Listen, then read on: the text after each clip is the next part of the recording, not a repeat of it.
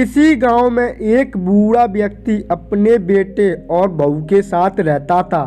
परिवार सुखी और संपन्न था। किसी तरह की कोई परेशानी नहीं थी।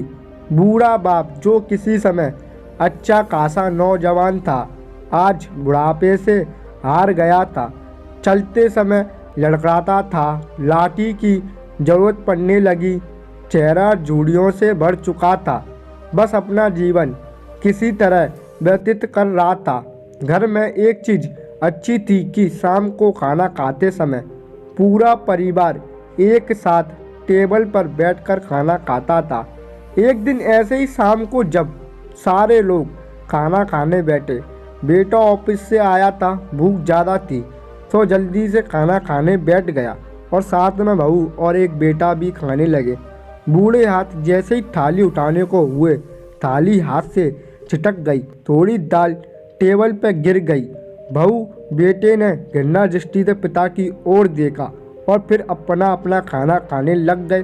बूढ़े पिता ने जैसे ही अपने हिलते हाथों से खाना खाना शुरू किया तो खाना कभी कपड़ों पर गिरता, कभी जमीन पर। बहू चिढ़ते हुए कहा, हे राम, कितनी गंदी तरह से खाते हैं। यह मन करता है इनकी थाली किसी अलग कोने में लगवा देते हैं। बेटे ने भी ऐसे सिर हिलाया जैसे पत्नी की बात से सहमत हो। बेटा यह सब कुछ मासूमियत से देख रहा था।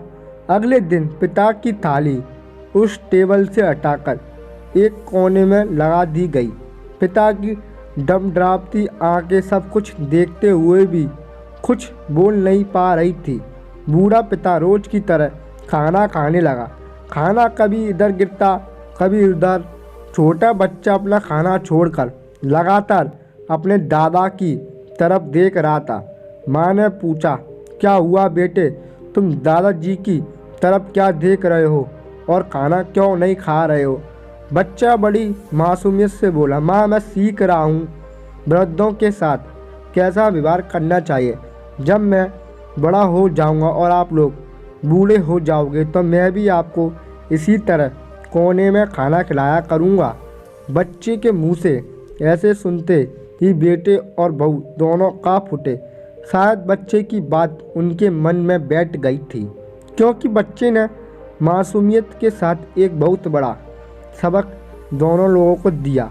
बेटे ने जल्दी से आगे बढ़कर पिता को उठाया और वापस टेबल पर खाने के लिए बिठाया और बहू भी भागकर पानी का गिलास लेकर आई कि पिताजी को कोई तकलीफ ना हो। तो मित्रों, माँ बाप इस दुनिया के सबसे बड़ी पूजनीय हैं। आप समाज में कितनी भी इज्जत कमा ले, कितना भी धन इकट्ठा कर ले, लेकिन माँ बाप से बड़ा धन इस दुनिया में कोई नहीं।